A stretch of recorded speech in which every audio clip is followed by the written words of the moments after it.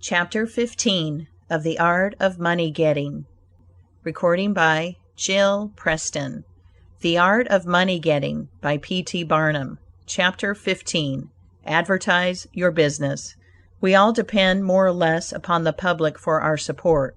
We all trade with the public. Lawyers, doctors, shoemakers, artists, blacksmiths, showmen, opera stagers, railroad presidents, and college professors.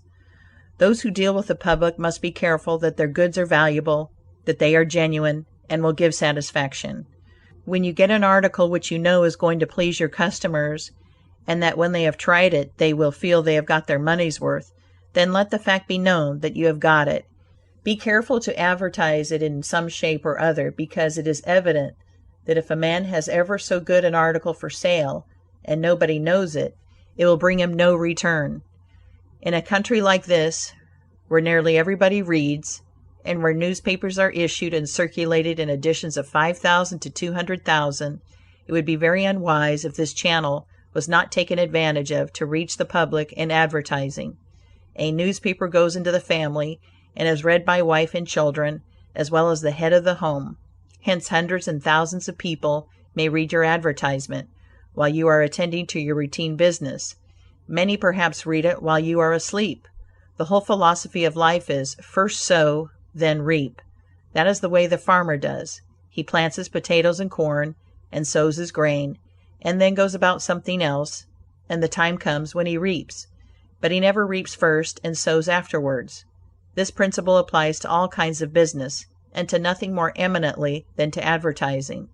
If a man has a genuine article, there is no way in which he can reap more advantageously than by sowing to the public in this way. He must, of course, have a really good article, and one which will please his customers. Anything spurious will not succeed permanently, because the public is wiser than many imagine. Men and women are selfish, and we all prefer purchasing where we can get the most for our money, and we try to find out where we can most surely do so. You may advertise a spurious article and induce many people to call and buy at once, but they will denounce you as an impostor and swindler, and your business will gradually die out and leave you poor. This is right. Few people can safely depend upon chance custom. You all need to have your customers return and purchase again. A man said to me, "I have tried advertising. It did not succeed. Yet I have a good article." I replied, "My friend, there may be exceptions to a general rule, but how do you advertise?" "I put it in a weekly newspaper 3 times and paid $1.50 for it," I replied. "Sir, advertising is like learning. A little is a dangerous thing." A French writer says that the reader of a newspaper does not see the first mention of an ordinary advertisement. The second insertion he sees, but does not read. The third insertion he reads. The fourth insertion he looks at the price. The fifth insertion he speaks of it to his wife. The sixth insertion he is ready to purchase, and the seventh insertion he purchases.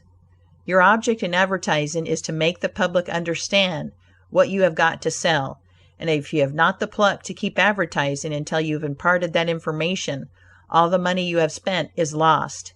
You are like the fellow who told the gentleman if he would give him 10 cents it would save him $1. "How can I help you so much with so small a sum?" asked the gentleman in surprise.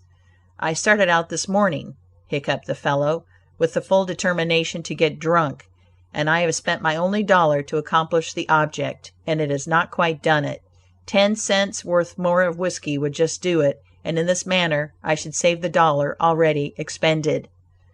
So a man who advertises at all must keep it up until the public knows who and what he is and what his business is, or else the money invested in advertising is lost. Some men have a peculiar genius for writing a striking advertisement, one that will arrest the attention of the reader at first sight. This fact, of course, gives the advertiser a great advantage. Sometimes a man makes himself popular by a unique sign or a curious display in his window. Recently I observed a swing sign extending over the sidewalk in front of a store, on which was the inscription in plain letters. End of chapter 15. Recording by Jill Preston.